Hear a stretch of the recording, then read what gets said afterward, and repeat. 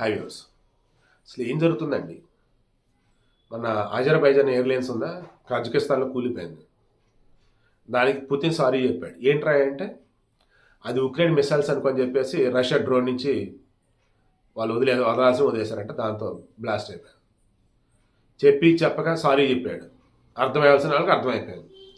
Russia వాళ్ళు కూల్చేశారు విమానాన్ని మన పక్షి అనుకున్నాం. బట్ బుల్లెట్ గాయాలు మిసైల్స్ ఇవన్నీ ఉండేసరికి ఎవరైతే చేశారంటే చివరికి అర్థమైపోయింది రష్యా వాళ్ళు. సరే,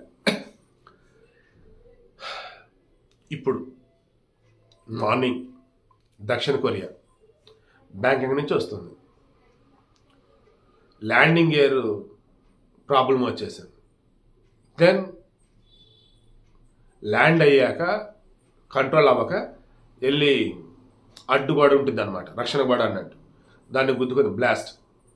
మనకు అందుతున్న సమాచారం మేరకు మొత్తం 181 మంది ఉన్నారు. 175 మంది ఏమో ప్రయాణికులు, 6 మంది స్టాఫ్. 181 మంది. ఇద్దరు మాత్రం బ్రతికారు, 179 మంది చనిపోయారంట. పెను ప్రమాదం అసలు ఇదైతే. అది జరిగినటువంటి 2 గంటలకు ఒక న్యూస్ వచ్చింది. కెనడా ఎయిర్పోర్ట్, కెనడాలో. ఆ దేశంలో ఈ విమానం ల్యాండ్ చేస్తున్న మూమెంట్లో ఆ టైర్ లాంటితో సంథింగ్ ఒక సైడు ఏదో ప్రాబ్లం వచ్చింది.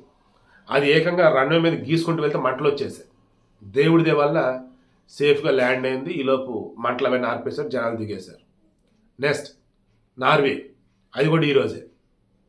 నార్వే ఎయిర్పోర్ట్లో ఫ్లైట్ దిగాలి, అక్కడ కూడా ల్యాండింగ్ దగ్గర సమస్య వచ్చింది. రన్వే ఉంటుంది కదా, దాని నుంచి పక్కనటువంటి మైదానంలోకి వెళ్ళిపోయిందట, అందులో ఆగిపోయింది. సో ఇది అంటారు, చూశారు, సేమ్ టైప్ ఆఫ్ ఇన్సిడెంట్స్ జరుగుతాయి. బట్ ఒక్కచోట అంటే ప్రాణాపాయ సమస్య, అది కూడా భయంకరంగా అనమాట. అంటే అక్కడ చనిపోవాల్సిన వాళ్ళు ఇక్కడ చనిపోవాల్సిన, ఇక్కడ చనిపోవాల్సిన మొత్తాన్ని దేవుడు ఒకచోట పట్టుకెళ్ళిపోయినరా అంటారు. అటువంటిది ఈరోజు జరిగిందని నాకైతే అనిపిస్తుంది.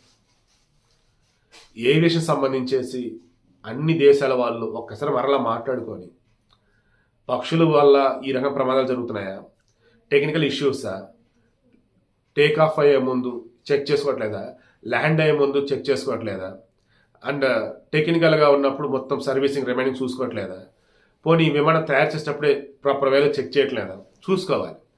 ఘోరం అండి ఇవైతే మాత్రం. అసలు ఒక్క 4 రోజుల వ్యవధిలో 4 విమాన ప్రమాదాలు.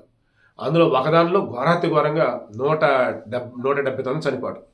మొన్న వచ్చేసి 2గా విడిపోయింది, సగం మంది ఉన్నారు పాపం చనిపోయారు. 68 మంది 69 మంది చనిపోయారు మొన్న ఈ ఉజ్బెకిస్తాన్ అజర్బైజాన్ ఎయిర్లైన్స్ వాళ్ళు. ఇదిగో దీనిలో వెళ్తే బతుకుతూ అనటానికి ఏమీ లేదు. పైన రాసి పెట్టాడు, తీసుకెళ్ళిపోతాడు, ఏం చేయాలన్నట్టు అయిపోయింది ఈరోజు అయితే. కాకపోతే జాగ్రత్తగా అయితే ఉండాలి. ప్రపంచ దేశాలను కూడా మాట్లాడుకోవాలి. విమాన ప్రమాదాలు అడ్డుకట్ట అయితే వేయాలి.